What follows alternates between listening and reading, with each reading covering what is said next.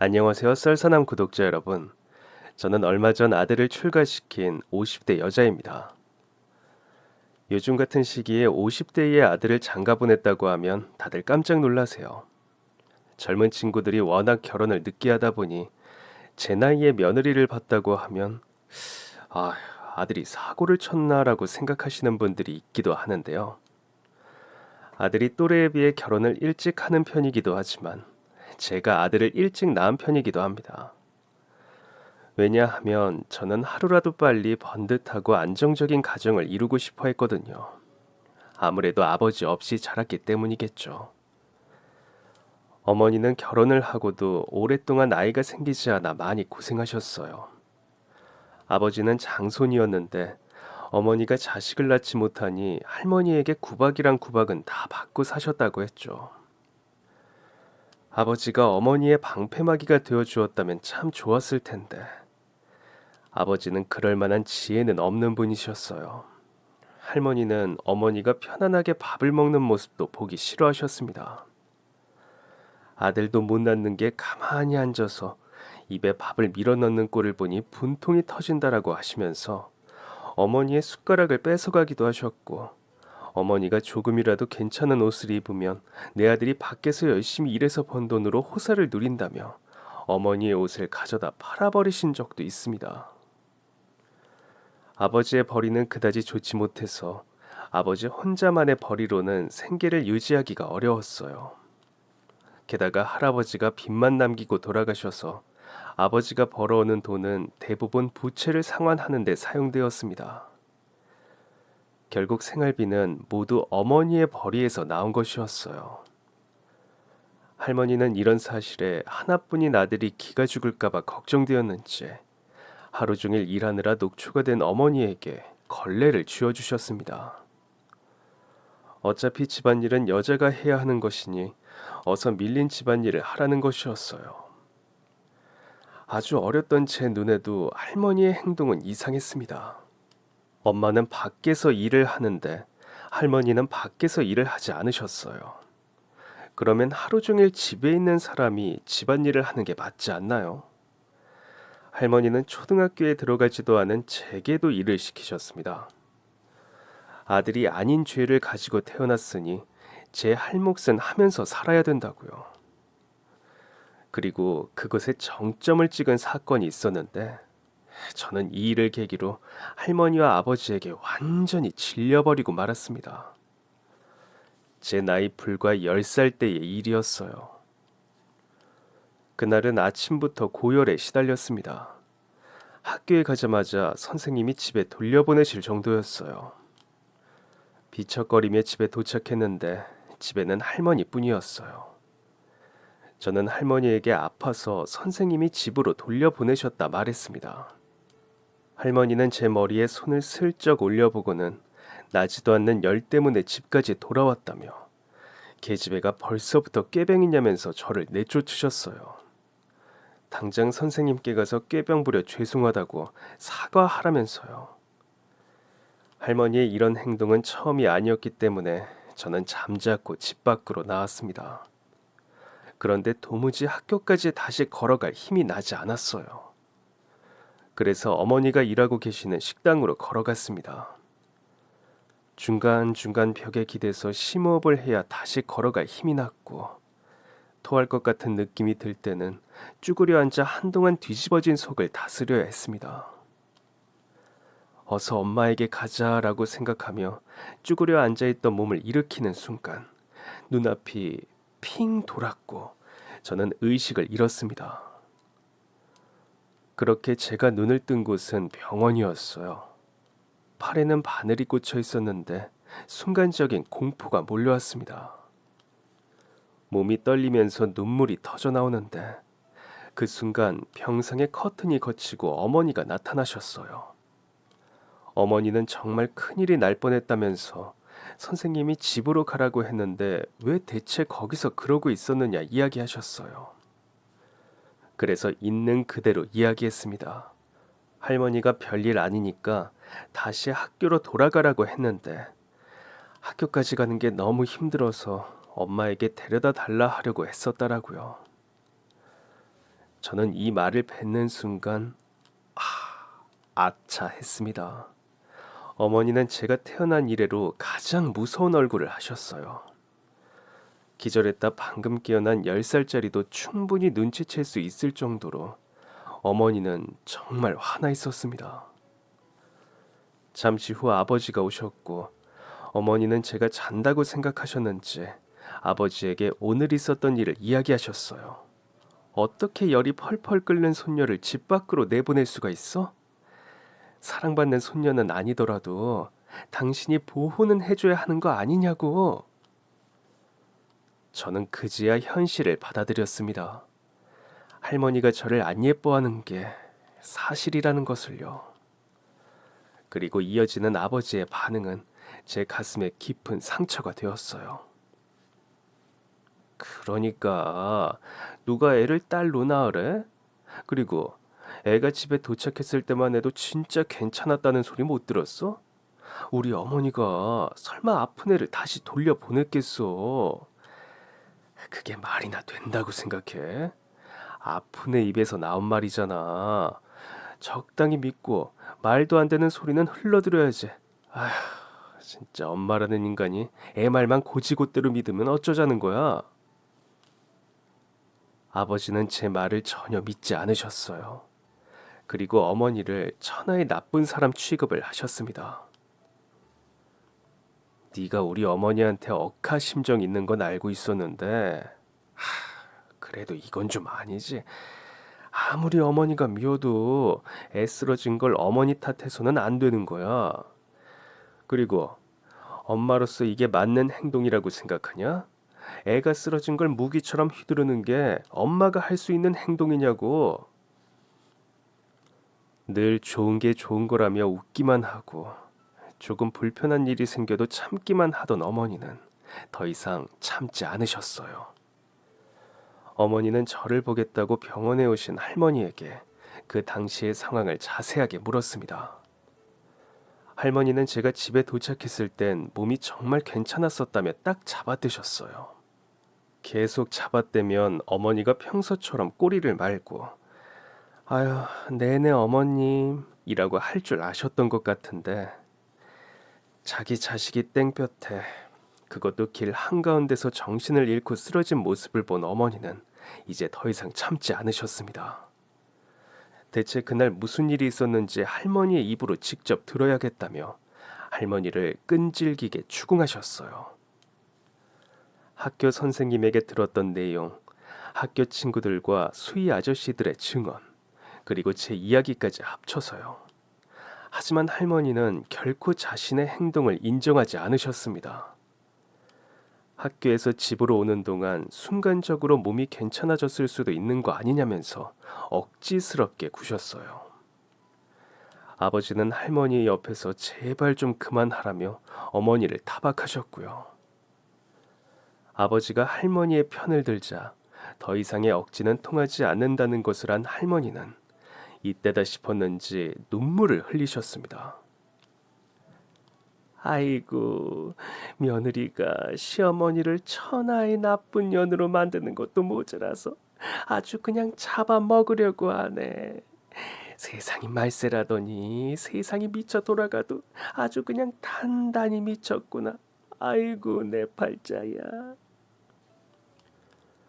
이후 할머니와 어머니의 관계는 급속도로 악화되었고 더 이상 참는 사람이 사라지자 집 안에서는 사건이 끊이지 않았어요. 아버지는 이도저도 못하고 중심 없이 끌려다니기까지 했고요. 한참 병원에 입원해 있던 제가 집에 돌아간 이후로도 상황은 달라진 게 없었습니다. 아니, 오히려 심해졌죠. 할머니는 제 병원비로 꽤 큰 금액이 나온 것을 보고 어린애 한 명 치료하는데 뭐 이렇게까지 병원비가 많이 드냐며 굳이 하지 않아도 되는 검사와 치료를 받은 게 분명하다고 주장하셨어요. 이때 또다시 언성이 높아졌고 할머니는 결국 선을 넘어버리셨습니다. 내가 대체 어디까지 참아줘야 되냐? 어머니가 참으시다뇨. 지금까지 참고 산 건 저예요. 저는 시집 와서 지금까지 십몇 년을 살면서 단 한 번도 어머님 말씀 어겨본 적 없어요. 몸이 부서져라 일하고 집에서 집안일을 하느라 하루에 2시간밖에 못 자는 날이 열흘이 넘어가도 불평 한마디 안 했고요. 저한테 모지게 구시는 건 그래도 참을 수 있었어요. 그런데 어떻게 애한테 그러세요? 아무리 아들 소리 입에 달고 사는 분이라 하더라도 이건 아니잖아요. 아니 근데 이게 어디서 시어머니한테 따박따박 말대꾸야. 그런 말씀만 하지 마시고 왜 애한테 그랬는지 말을 좀 하시라고요. 할머니는 더 이상 순종적으로 굴지 않는 며느리에게 화가 난 나머지 어머니를 바라보며 아버지에게 소리쳤습니다. 예, 아범아, 너 아무래도 첩 좀 드려야겠다. 할머니는 첩을 들여서 아들을 봐야겠다며 아버지를 부르셨어요. 그런데 놀랍게도 아버지는 그런 할머니를 제지하지 않았습니다. 오히려 어머니에게 그렇게 하는 게 어떻겠냐고까지 이야기하시더라고요. 다른 여자 배를 통해서 아들을 낳으면 어머니도 아들 욕심을 거두실 테니 더 이상 어머니에게 아들 소리로 고통 줄 일도 없을 거고, 할머니는 옛날 분이시라 아무리 미운 며느리라 하더라도 정실 부인을 후실보다 더 대우해 주실 거라고요. 그리고 후실에게서 기어이 아들을 보셨습니다. 우리나라는 법적으로 첩을 두는 게 불가능하죠. 그래서 아버지는 어머니 밑으로 아들을 호적에 올리려고 했습니다. 그런데 어머니는 극구 반대하셨습니다. 그러자 아버지와 할머니는 저와 어머니를 쫓아내셨어요. 너희랑은 살 생각이 없으니 돈 몇 푼이라도 받고 쫓겨날 거면 이혼 서류에 도장을 찍으라고 협박했죠. 돌봐줄 친정마저 없었던 어머니는 결국 이혼 서류에 도장을 찍으셨고, 그렇게 어머니와 아버지는 영영 남이 되었습니다. 하지만 어머니는 돌아가실 때까지 그때의 결정이 인생에서 가장 잘한 결정이라고 하셨어요. 그때 이혼하지 않았다면 제가 크는 모습을 제대로 보지도 못하고 이미 속병이 나서 세상을 떠났을 거라고 말씀하셨습니다. 그 후 어머니는 정말 지극정성을 다해 저를 키우셨어요. 어떤 굳은 일도 마다하지 않으셨고 여자의 몸으로 하기 힘든 일도 척척 해내셨습니다. 몇 년 동안 할머니의 집에서 고생했던 어머니의 모습과 비교하면 지금의 어머니는 너무나 행복해 보였습니다. 저는 어머니가 조금 덜 힘들면서 행복하면 좋겠다는 작은 희망을 가졌어요. 그러던 어느 날, 여느 때와 다름없이 학교에 가기 전 아침 식사를 하고 있는데 어머니가 갑작스럽게 기침을 시작하셨습니다. 물을 마셔도 한 번 터진 기침은 멈출 기미가 안 보였고, 어머니는 마지막 훌럭하는 기침 소리와 함께 피를 토하셨어요. 당황한 것은 저뿐만이 아니었어요. 어머니도 입을 틀어막은 채 굳어 계셨죠.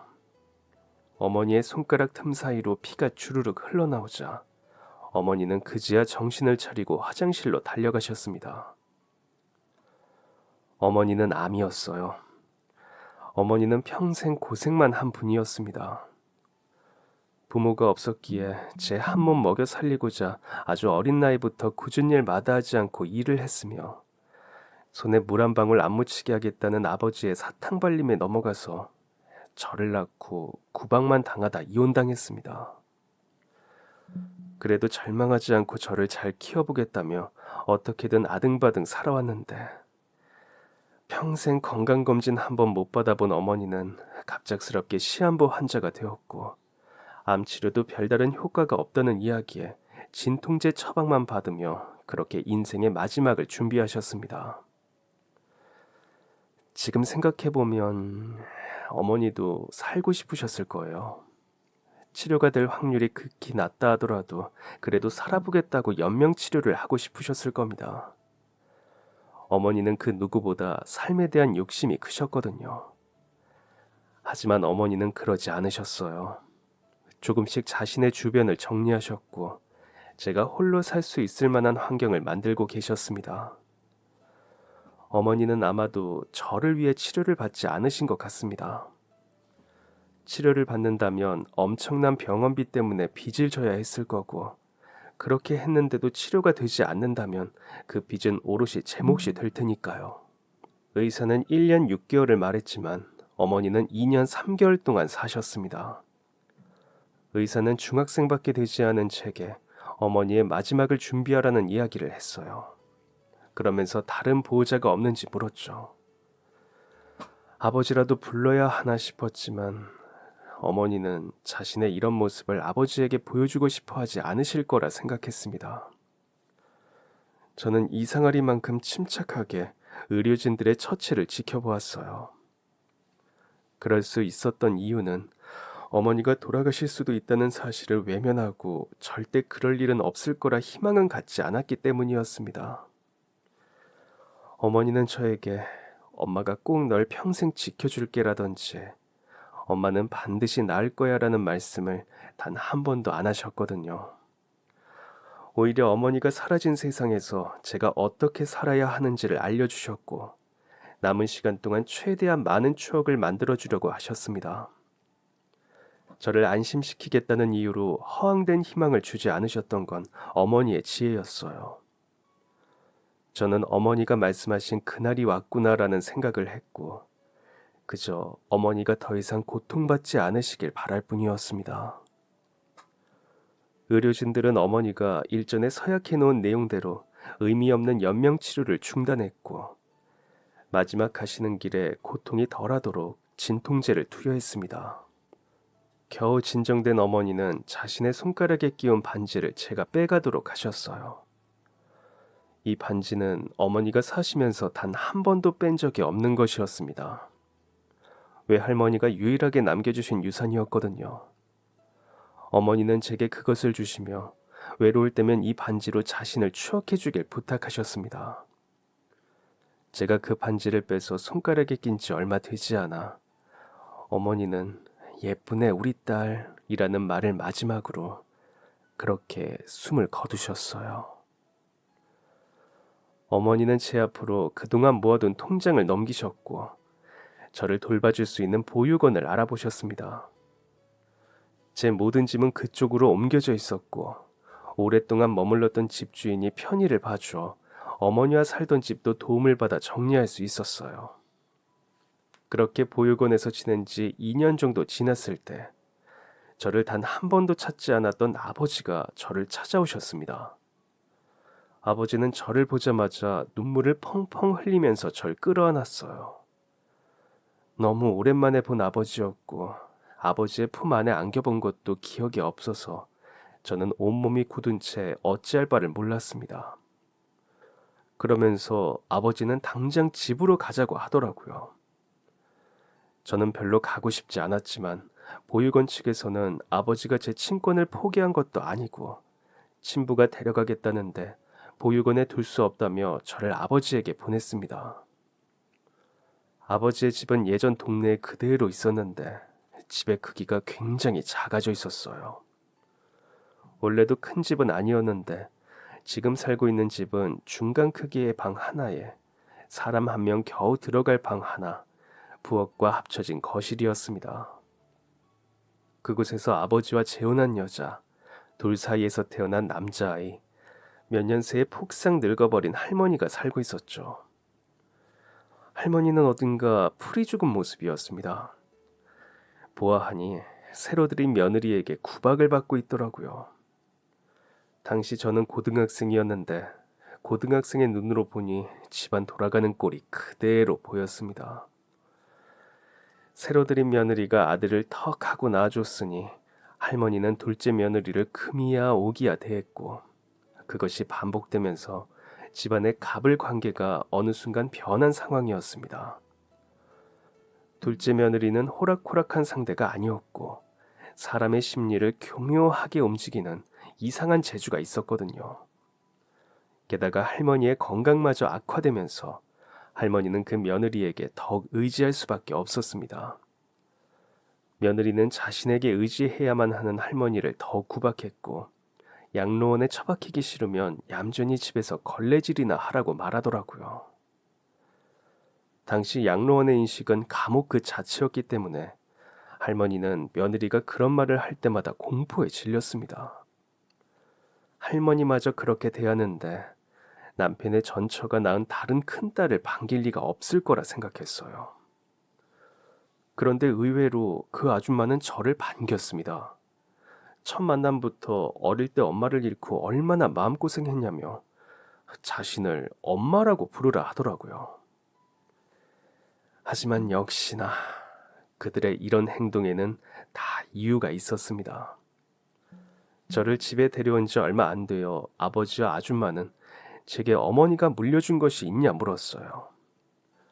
어머니는 돌아가시기 전 통장의 존재는 꽁꽁 숨기고 성인이 되어 필요할 때 꺼내 쓰라고 신신당부하셨습니다. 그래서 당연히 없다고 했어요. 그러자 아버지는 안색을 확 바꾸면서 그 독한 여자가 제 딸한테 돈 한 푼 남기지 않았을 리 없다며 절 추궁하셨습니다. 나중에는 제 짐까지 뒤지면서 얼른 내놓으라고 윽박을 지르더라고요. 알고 보니 그 사이 아버지의 빚은 더 늘어난 상황이었어요. 그럴 수밖에요. 어머니와 살 때는 어머니가 번 돈으로 생활비를 충당했고 자신이 번 돈은 모두 채무를 갚는 데 사용되었는데 어머니가 사라지니 매달 갚던 돈의 액수가 줄어드는 건 당연한 일이었습니다. 그렇다고 새로 들인 아내가 일을 하는 사람도 아니었고 되려 생활비를 늘려달라며 아버지를 타박했기 때문에 아버지는 안팎으로 쪼달리는 상황이었어요. 저는 줄 돈이 없으니 그것 때문에 저를 데려온 것이라면 다시 절 보육원으로 돌려보내달라고 했습니다. 그러자 아버지는 제가 믿는 구석이 있으니 이렇게 당당한 것이라면서 저를 집에서 한 발자국도 나가지 못하게 하며 계속해서 절 추궁했어요. 처음에는 절대 입을 열지 않았습니다. 그런데 이게 몇 개월 동안 반복되다 보니 정신적으로 너무 피폐해지더라고요. 고등학생밖에 되지 않은 제 입장에서 그 상황은 지옥 그 자체였고 결국 저는 어머니가 남겨주신 통장을 넘길 수밖에 없었습니다. 그리고 정확히 이틀 뒤 저는 다시 보육원으로 보내졌어요. 어머니가 물려준 통장이 아버지 손에 들어간 게 미치도록 아까웠지만 그 지옥 같은 곳에서 탈출했다는 것만으로도 다행스러웠습니다. 하지만 그때의 선택을 후회하게 된 건 성인이 된 이후였어요. 저는 지독한 생활고에 시달렸습니다. 하지만 어머니에게 배운 성실함과 끈기 하나만으로 제 몸 하나 정도는 먹여 살릴 정도가 되었어요. 그리고 작은 회사에 격리로 취직한 뒤 얼마 되지 않아 남편을 만나 결혼을 했습니다. 제 남편은 정말 좋은 사람이었습니다. 고아인 남편은 어려운 상황에서 자란 것이 믿기지 않을 정도로 반듯했고 성실했으며 자신의 환경에 대한 자격지심도 없었습니다. 자신에게 부족한 것은 부족한 대로 인정했고 자신이 잘하는 것에 대해서는 자부심을 가졌어요. 본인도 힘들지만 다른 사람을 돕는 것도 잘해서 주변의 평판도 좋았습니다. 워낙 성실하다 보니 저와 남편이 열심히 버니까 보증금을 마련해 괜찮은 집에 들어갈 수 있었고 가구들도 조금씩 바꾸고 살림살이를 바꾸며 행복한 가정을 만들어갔어요. 자연스럽게 아이가 생겼고 남편 덕에 임신기간이 너무 행복해서 아이를 낳기 전부터 둘째를 생각할 정도였습니다. 저는 이 행복이 영원할 것이라고 생각했지만 이 행복은 사막의 신기루처럼 순식간에 사라져버리고 말았어요. 아이가 태어난 지 얼마 안 되었을 때 일을 마치자마자 곧장 집으로 돌아오는 남편이 밤늦은 시간이 되도록 귀가하지 않았어요.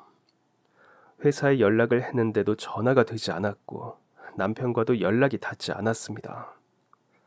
갓난아이를 데리고 남편을 찾으러 다닐 수도 없는지라 경찰에 신고를 한 상태로 발만 동동거리고 있었어요.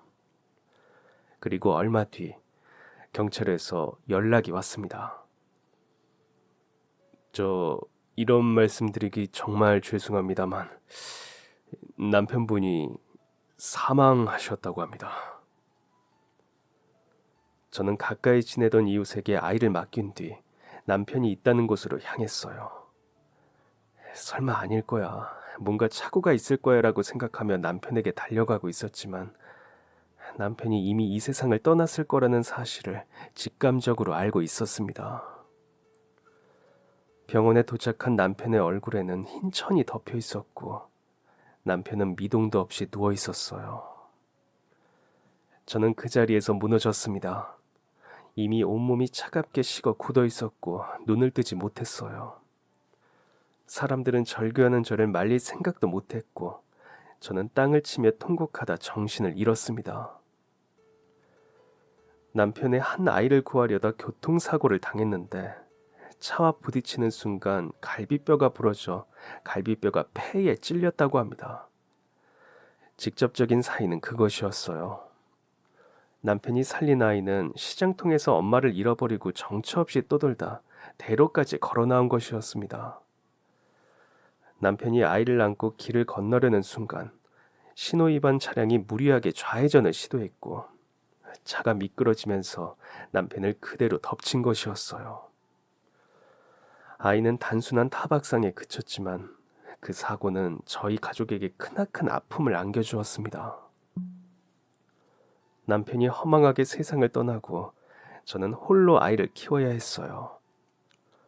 갓난아이를 데리고 일을 하는 건 쉽지 않았고 남편과 모아둔 돈도 점점 떨어졌습니다. 결국 생활고에 시달리던 제가 선택한 건 엄마의 반지를 파는 것이었습니다. 어머니가 물려주신 유일한 유산인 반지는 어머니와 저를 연결하는 유일한 연결고리였어요. 저는 어머니가 주신 금가락지를 팔러 금은방으로 향했습니다. 이것을 팔기로 결정하는데 정말 오랜 시간이 걸렸습니다. 어머니와 외할머니에게 죄를 짓는 것이었고 그 고통은 이루 말할 수 없었어요. 하지만 제 곁에서 세상 모르고 자고 있는 아이를 바라보니 결단을 할 수밖에 없었습니다. 아무것도 모르는 아이에게 배고픔을 안겨주고 싶지 않았고 지금의 저는 한 아이의 엄마이니 그 역할에 최선을 다하는 게 우선이라고 생각했죠. 무거운 발걸음으로 금은방에 들어간 저는 금은방 사장에게 반지를 보여주었습니다. 반지를 이리저리 살펴보던 금은방 사장은 제게 반지를 파는 이유를 물었어요. 솔직히 생활고 때문에 반지를 파는 거라는 말이 쉽게 나오지 않았지만 저는 돈이 필요해서 파는 거라고 솔직하게 말했습니다. 그러자 사장은 소중한 반지인 것 같은데 괜찮겠냐고 물어봤어요. 그 말을 듣자 순간 울컥했지만 겨우 고개를 끄덕였습니다. 저는 눈물이 흘러나올 것 같아 어서 값을 쳐달라고 말했어요. 그런데 사장은 말문이 막힌 듯 머뭇거렸습니다. 사장은 지금 당장 현금이 없어 은행에 가서 돈을 송금하겠다고 했습니다. 작은 금반지 하나의 값을 쳐줄 현금이 금은방에 없다니. 이상했지만 저는 돈을 꼭 보내겠다는 보증서를 받고 집으로 돌아왔습니다. 다음 날 사장이 입금을 하겠다고 말한 시간이 되어 확인해 봤는데 통장에 적힌 금액을 본 저는 깜짝 놀라 금액을 다시 몇 번이고 세어보았어요. 하다못해 은행 직원에게 가서 오류가 난 것 같다며 입금된 금액이 너무 크다고 말했죠. 은행 직원은 오류가 아니라고 말했지만 저는 그걸 믿을 수가 없었습니다. 왜냐하면 통장에 찍힌 금액이 무려 5천만 원이었거든요. 분명 금은방 사장이 돈을 잘못 보냈을 거라 생각하고 아이를 둘러업은 제 금은방으로 향했습니다. 저는 사장에게 지금 무슨 실수하신 줄 아냐. 그걸 보고 내가 얼마나 놀랐는지 아냐. 이걸 돌려주러 오는데도 손이 벌벌 떨렸다라고 말했습니다. 하지만 제 말을 듣던 사장님은 말씀하셨어요. 그 돈 잘못 보낸 게 아닙니다. 지금 뭐라고 하셨어요? 잘못 보낸 게 아니라고 했습니다. 제가 통장 안 보여드렸나요? 5천만 원 보내셨다니까요. 그 반지 많이 쳐줘봤자 50만 원도 안 될 텐데 5천만 원이라뇨. 하지만 사장님은 단호하게 말했습니다. 잘못 보낸 게 아닙니다. 제 마음이니 부디 받아주세요. 제 머리에는 수많은 물음표가 떠올랐습니다. 잘못 보낸 게 아니라면 제게 대체 왜 이렇게 큰 돈을 주시는 건데요? 순간적으로 사장님이 사기꾼일 수도 있을 거란 생각이 들었습니다. 제가 이 돈을 감사하다고 꿀꺽 받으면 그걸로 꼬투리를 잡아 신고를 하거나 돈을 뜯어낼 수 있을 거라는 생각이었죠. 제가 경계하는 것을 느낀 사장님은 말씀하셨습니다. 손님의 남편분이 제 아이의 생명의 은인입니다. 사장님은 죽은 제 남편이 자기 자식의 은인이라고 말했어요. 그러니까 제 남편이 그때 살린 아이가 지금 제 눈앞에 있는 금은방 사장님의 자식이라는 것이죠. 그런 제 모습을 본 사장님은 눈물을 훔치며 말을 이었어요. 정말 죄송합니다. 직접 뵙고 사죄 드렸어야 했던 건데 제가 그만 용기를 내지 못했어요. 그래서 제 아내만 보내고 저는 부군의 장례식장에 들어가지도 못했습니다. 사장님은 사고가 있었던 당시의 일을 아주 천천히 자세하게 들려주기 시작했습니다. 사장님의 아내가 아이의 손을 놓친 건 순식간이었다고 합니다.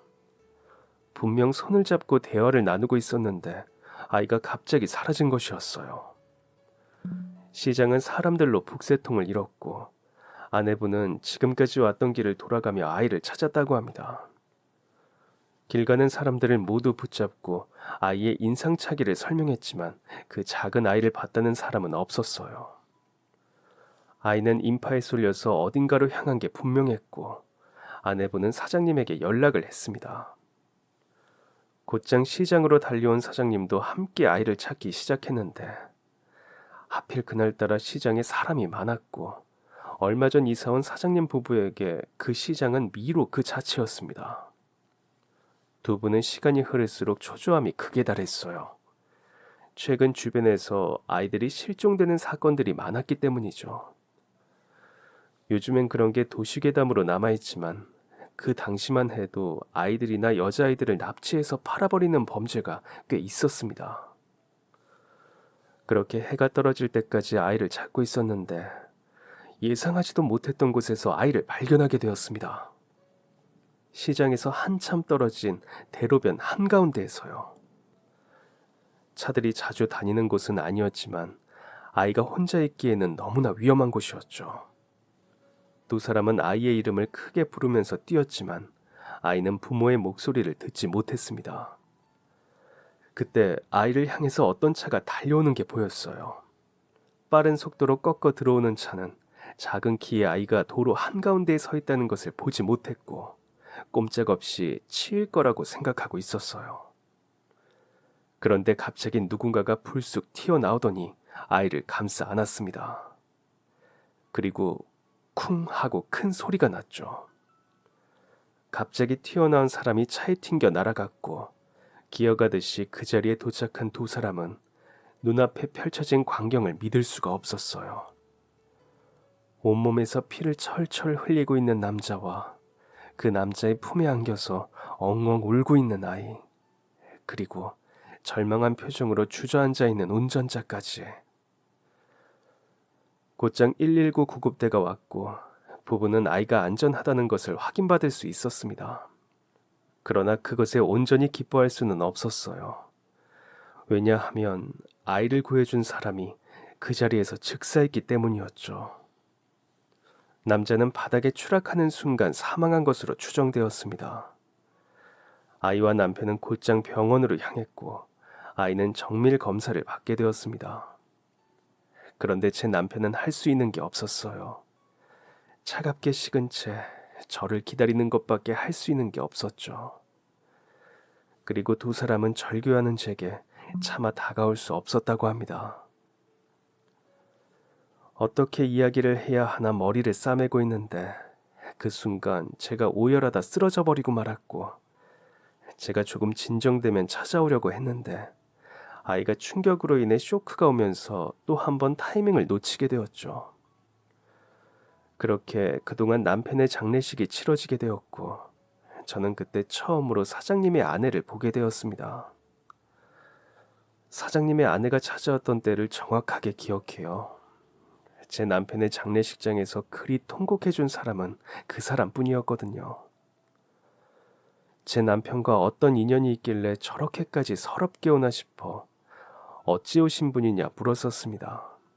말을 못하고 머뭇거리길래 남편이 어릴 적 만났던 사람인 거라는 우스운 생각까지 들었죠. 그런데 그 여자는 자신이 남편이 살리고 죽은 아이의 엄마라고 말했어요. 그때 제 억장은 와르르 무너졌습니다. 그 여자의 멱살을 잡고 당신이 여기가 어디라고 발을 들이냐 소리 지르고 싶었어요. 당신이 애 손을 제대로 잘 잡고만 있었어도, 그 복잡한 시장통에 애를 데려가지만 않았어도, 조금이라도 빨리 자식을 찾았어도 내 남편이 이렇게 될 일은 없었을 거라면서요. 원망할 사람은 그 사람이 아니라는 걸 알면서도 그렇게 하고 싶었습니다. 하지만 이 모든 게 자신 탓이라며, 죽어도 자식 손 놓친 자신이 죽었어야 했다며 오열하고 있는 아이 엄마를 보니 차마 그럴 수가 없더라고요. 그 자리에 있던 저는 아이의 엄마와 함께 통곡하는 것밖에는 할 수가 없었습니다. 아이의 엄마는 돌아갈 때까지 정말 감사하다고, 그리고 죄송하다는 말을 몇 번이나 반복했습니다. 저는 감사할 행동을 한 건 제가 아니라 제 남편이며, 계속 죄송하다 말씀하셔도 죽은 남편이 돌아올 일은 없으니 이제 그만하시라고 정중히 부탁했어요. 그렇게 그동안 그 사람들을 잊고 살았습니다. 그런데 이렇게 우연히 그들을 다시 만나게 된 것이었어요. 사장님은 제가 금은방에 찾아왔을 때 자신이 얼마나 큰 잘못을 저질렀는지 깨달았다고 합니다. 내 자식이 큰일을 당할 뻔했다는 것에만 사로잡혀서 제 자식을 구해준 분의 자식이 어떻게 살고 있는지는 차마 신경 쓰지 못했습니다. 그저 죄송하다는 이유로 장례식장에도 가지 못했는데, 제 스스로가 너무나 부끄러워 더 이상은 가만히 있을 수가 없었어요. 내 자식만, 내 가족만 귀한 줄 알았던 제 행동에 진심으로 반성했습니다. 남편분은 저희 아이뿐 아니라 저희 부부도 살리신 거예요. 제가 드린 5천만 원은 남편분께 감사한 표현으로 드리기엔 터무니없이 적은 돈이지만, 그래도 부디 받아주세요. 알고 보니 금은방 사장님 부부는 아주 오랜 노력 끝에 아이를 낳은 것이었습니다. 결혼한 지 25년이 되어서야 얻은 귀한 아이였던 것이죠. 게다가 아이를 낳다 아내가 잘못될 뻔한 적도 있어서 둘째는 꿈도 못 꿨고, 두 사람에게 자식은 그 아이 한 명이 전부였습니다. 이런 사연을 들었음에도 불구하고 저는 이 돈을 쉽게 받을 수가 없었습니다. 남편의 목숨값이라고 생각하니 꼭 남편의 목숨을 대가로 돈을 번 것 같은 마음이 불편했거든요. 받지 않겠다, 그냥 반지값만 받겠다 이야기했지만 사장님은 부디 이 돈을 받아달라 간청했습니다. 그러면서 제가 팔려고 가져왔던 반지까지 돌려주었어요. 저는 이것까지는 정말 안 된다며 반지를 사장님에게 밀어 넣었습니다. 하지만 사장님은 그런 저보다 더 완강하셨어요. 완강한 사장님의 모습에 일부 후퇴하기로 한 저는 조금 생각을 해보겠다며 집으로 돌아갔어요. 그리고 어떻게 해야 이 돈을 돌려줄 수 있을지 고민했죠.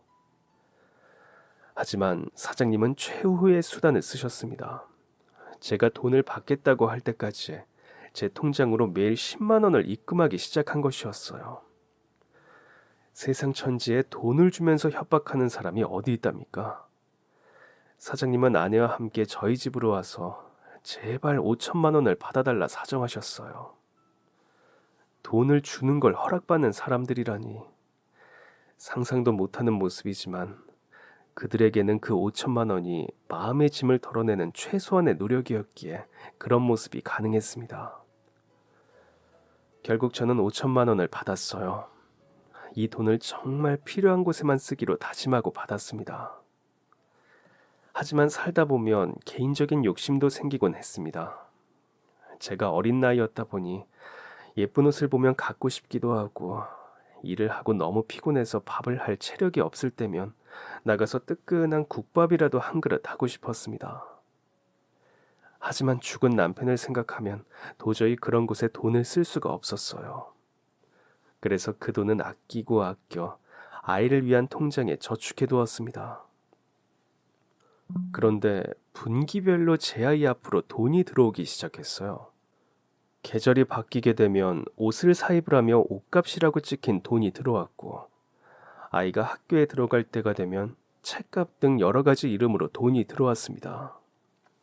그 정체가 누구인가 싶어 은행에가 입금자를 물었지만 은행은 그저 알려줄 수 없다고만 말했습니다. 문제 없는 돈이라는 걸 은행에서 검증을 받았지만 그래도 영 마음이 불편하더라고요. 그렇게 몇 년의 시간이 지났을 때 저희 집으로 누군가 찾아왔습니다. 문을 연 저는 정말 깜짝 놀랐어요. 제게 5천만 원을 준 사장님 부부가 그곳에 서 있었거든요. 그리고 어느새 훌쩍 커버린 부부의 아이도 함께였습니다. 저는 금은방 가족을 집으로 들였습니다. 대체 어떻게 알고 찾아왔냐 물으니 사장님은 대뜸 제게 왜 책값을 쓰지 않으십니까? 라고 물었어요. 저는 제 아이에게 돈을 보내는 사람이 금은방 사장님이라는 걸 알아차렸습니다. 그들은 제가 돈을 제대로 쓰지 않은 것 같자 직접 얼굴을 밝히기로 한 것이었어요. 이름 모를 돈이 계속 들어오니 의심하는 마음이 들어 쓰지 못하는 것 같다면서요. 죄책감에 하루도 편히 잠을 잡은 적이 없다는 금은방 부부는 이렇게라도 은혜를 갚아야 자신들이 살 수 있을 것 같다 말했습니다. 저희 살겠다고 굳이 싫으시다는 걸 강요하는 것 같아 정말 죄송합니다. 하지만 저희 아이가 크는 것을 보니 더욱 죄책감이 들어요.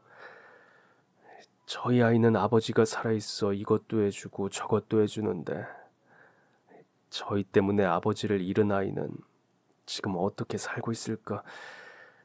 이런 생각이 들어 정말 한시도 마음이 편한 날이 없었습니다.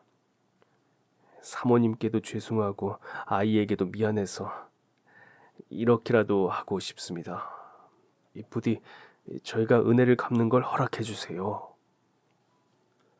저는 더 이상 두 분의 지원을 거절하지 않았습니다. 남편이 세상을 떠난 지 벌써 8년이라는 시간이 흘렀는데 아직까지도 그 시간에 머물며 죄책감을 가지고 있는 그 부부가 이제는 죄책감에서 해방되길 원했거든요.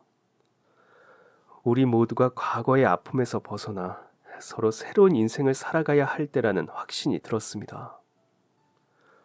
이후 금은방 부부는 달마다 저희 아이에게 후원금 명목으로 돈을 보내주었어요. 저는 그 돈을 전부 아이에게 사용했습니다. 남는 돈은 모아서 아이 이름으로 된 통장에 넣어두었어요. 그렇게 아이가 성인이 되던 해, 저는 사장님 부부에게 이제 이 정도면 됐다고, 충분하다고 말씀드렸습니다. 이후로는 모두가 죄책감에서 벗어나 진정한 친구가 되었고, 이젠 서로 가족 같은 사이로 지내고 있어요.